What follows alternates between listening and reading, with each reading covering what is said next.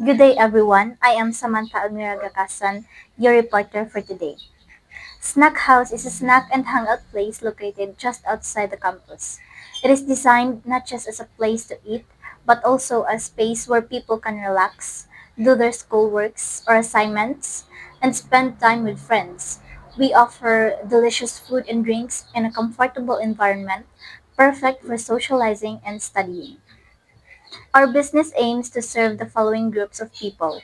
First is students. Since we are near the school, students are our main customers. They can come here to eat, study, or meet their classmates. Second is employees, workers from nearby offices who need a place to take a break or have a quick meal. Third is nearby residents, families and individuals living in the community who want affordable and tasty snacks. And last one is passerby, people walking or driving by who might want to stop for a drink or food. To make our business successful, we have set these clear objectives. First is we aim to provide high quality but affordable snacks and refreshing drinks. Second, we will create a space that is clean, comfortable, and enjoyable for everyone. Third, we promise to deliver fast, friendly, and efficient service to every customer. Fourth, we want to increase our sales and build customer loyalty by always giving consistent quality and satisfaction.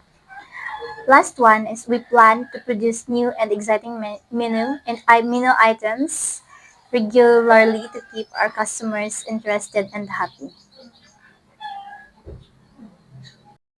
Now let me explain what each person does. Owner or manager, the manager oversees the daily operations, manages the budget, and makes important business decisions. Supervise the staff to ensure food quality, cleanliness, and customer satisfaction. The cashier, the cashier greets customers and takes their orders, handles payments accurately and gives the correct change, issues receipts and coordinates with the cook and server to make sure orders are correct.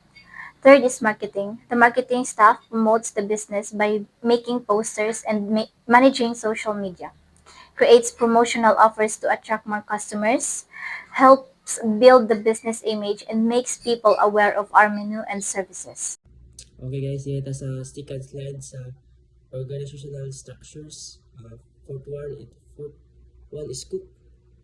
The cook is prepares and cook food according to the standard recipe while ensuring cleanliness and proper food safety in the kitchen. They also monitor ingredient supplies and inform managers when stocks need to replenish. So a cook base is very important role in the business because they are responsible preparing and cooking food according to the standard recipes. So ginapaliti po namo ang kanami sa mga pagkaon o limpyo nga pag-serve. So kung maayo nga pagkaluto sa pagkaon is mas dagan ang customers na maanhi or mabalik sa among store. The cook is important in the business because if the food delicious, more customer will come and the business will grow. Pinapaiti po na mo guys ang ginaserve na food nga lami because like kung unsa pa nakatsada sa iyong lugar o ginatsada nga ginaserve ninyo pag-serve ninyo kung way lami ang baligya is ang customer jud is dili sila mabalik. So ginapaiti jud namo ang lasa para ang customer is magbalik-balik o palit sa mong store. As a service staff member, my main responsibility is to provide excellence and courteous service to the customer, ensure their satisfactions and keep the tables clean and surroundings clean and well organized. As a service staff member, is dili lang po ako ginaparity ang sa pag-serve sa customer, but ginaparity po na ako sa pag-handle sa customer because ako man ang nasa front, so ako dapat ang na good communication skills sa customers and then dapat goods po ang among quality sa among product nga gina-offer sa customer and dapat na po mo'y good nga service. So the way mo gana is ang customer is kung ganahan sila sa product namo and then ganahan po sila sa service namo is ang customer is magbalik-balik, and then ilan po nang ipanabi sa ilang mga barkada or classmates nga, uy, dadto is ay tsada nga product, and then tsada po ilang service. So the way ana is murag na pod mi maka-free na pod mi market sa among product. So the way ana is mas mataas ang among sales every day, and especially sa among net income mas mataas pa siya. So nami monthly income na 157,390, and then among average sales per day is abot na siya og 6,054, but na mo higher pa na siya or mo lower. And then sa days open na mo is 26 days per month. So in a 1 month na may 4 weeks, so na may 26 days kang open ana, because is every Sunday is day off. So 4 weeks na may day off nga upat, so 26 days. So sa monthly income na mo is sa sales per day na mo is 6,054. So amo siyang gi-time sa 26 days, so na may monthly income nga 157,390. So ang total expense na mo sa fixed expenses and variable expense is nag-total siya og 74,834. So gi-minus na mo siya sa among monthly income, so na namin net income nga 82,556. So kanang 82,556 is among nag-save mi anad financial goal na mo 30,000 monthly for our business expansion. So nag-save umig 30,000 every monthly. And then so nami remaining 52,100, so will be used for our capital recovery. So amo jud pinakamutan sir na mas mataas among profit or income every month. And next is our plan. This is the explanation of tasks and responsibilities. First is the planning of business concept and menu. The people responsible on this is the owner or the manager. The owner or the manager plans the overall idea of the business, including what type of food will be sold and the menu option. They decide the theme, pricing idea, and the target customers. The timeline of this task is week 1. Next is the budget preparation and the cost estimation. The people responsible on this is the owner or the manager. The owner or the manager calculates all expected expenses such as ingredients, packaging, and materials. They also set the price to ensure the business will earn profit. The timeline of this task is week 1. Third is the promotion planning and menu design.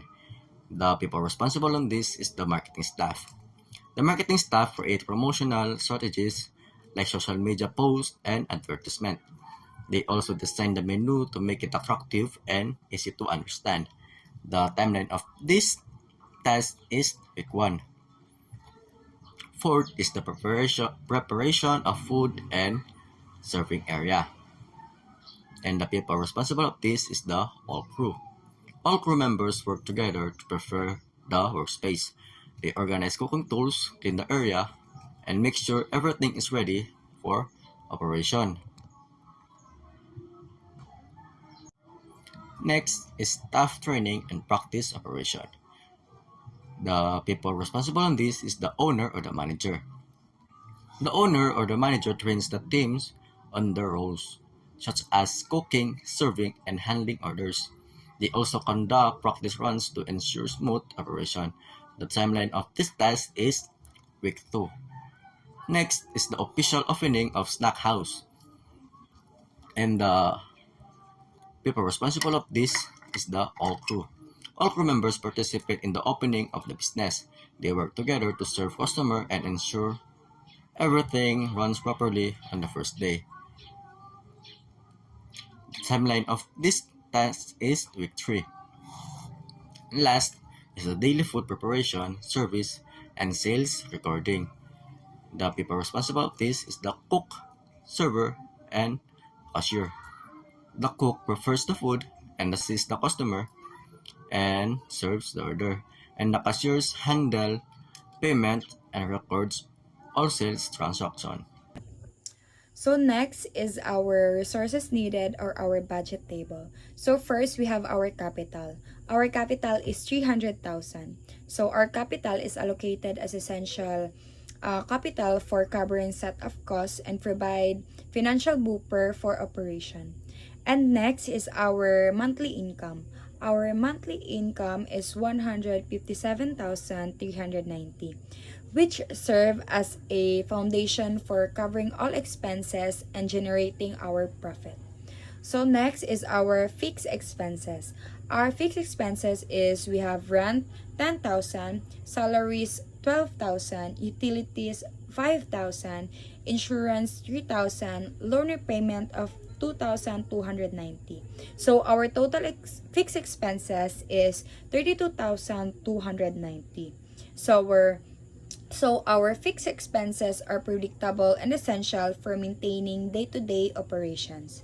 And next we have our variable expenses. So our variable expenses is we have ingredients 35,000. Our ingredients is the largest variable cost tied up to production or output. So next we have our marketing advertising. So our marketing advertising is 1,500. And also it's adjustable based on our promotional needs. And next is our maintenance. Our maintenance is 500,000. It cover it cover it covers our upkeep of equipments or facilities. And next is our miscellaneous. Our miscellaneous is 1,500. It is for our unforeseen small expenses. So our total variable expenses is 42,000. And our total monthly expenses is 55,290. And also, you can see that we have our net income. Our net income is calculated as monthly income minus total expenses. So we have 157,390 minus 75,290. So the total is 82,100. And also we have our financial goals. Our target is our target for our financial goal is to expand our business expansion. So we need to save 30,000. So the purpose of this resources needed or our budget table is to ensure transparency and accountability in resourcing management by categorizing expenses, defining clear targets, and it helps in monitoring performance, adjusting budget as needed, and working towards the set of our financial goals. This is our expected outcomes. First, for our profit or income. Our business is expected to earn 82,100 pesos per month. So, from this amount, we will save 30,000 pesos for our future goals or emergency fund. And then, the remaining 52,100 pesos we will use to recover our capital or puhunan. So, in short, naka-income nami while also savings and getting back our investment. So next is customer satisfaction. Our goal is to make our customer happy by offering affordable and high quality food and drinks. So we will also make sure na fast and friendly ang service namo para enjoy ang ilang experience. So tungod ani, we expect na mobalik sila or mahimo namo silang repeat customers. So lastly, business growth. We expect our business to grow by attracting more students and even nearby residents. So, habang tumatagal or magdugay ang among business, and we can add more items sa among menu ng dayon and improve na mo among service and among setup. So, dili lang siya gamay nga snack house. Nasa siya potential nga mag-expand in the future. So in our conclusion, the management plan of House Snack Bar ensures efficient operations, proper budgeting, and quality service for students and nearby residents. This plan will be successful because it offers affordable product, good customer service, and strong targeting market, leading to the steady profit and business growth. So ang management plan sa snack house gihimo aron masiguro nga maayo ang pagdagan sa among negosyo. I-correct among budgeting ug maayong serbisyo para sa mga estudyante o mga residente sa among dapit. Let's say for example if we follow our plans like proper task distribution and enough funding, siguro nga our customer will keep coming back because of the great experience na makuha nila sa MUA. It will be successful kay abot kaya ang mga produkto, we offer good customer service, and we have a big target market. We expect a steady income, 82 plus thousand monthly net income, and business growth in the future. So lastly, Snack House is ready to bring joy and convenience to everyone while we achieve success for our business. Thank you. And now we will discuss about our menu. It features a variety of affordable comfort foods that are perfect for quick meals or casual dining. It includes popular foods like burger, fries, pizza, tacos, burritos, and nachos, offering both light snacks and more filling options. There are also sweet treats such as donut and brownies, giving customer a choice between savory and dessert items. On the drink side, the menu offers a wide selection. It includes soda, coffee, milk tea, fruit tea, and fruit shakes. Overall, the menu is budget-friendly and designed to appeal to a wide range of tastes, making it ideal for students, friends, or anyone looking for a simple and satisfying food.